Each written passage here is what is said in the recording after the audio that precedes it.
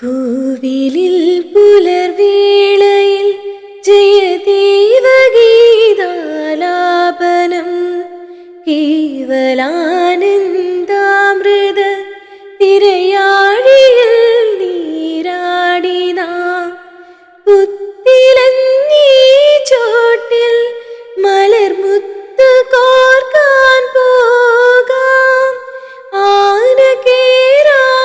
വീട്ടിൽ ഇനിയായിരത്തിരി കൊടുത്താം ഇനിയുമീ കഥകളിൽ ഇളവേൽക്കാൻ മോഹം ശ്രീരാം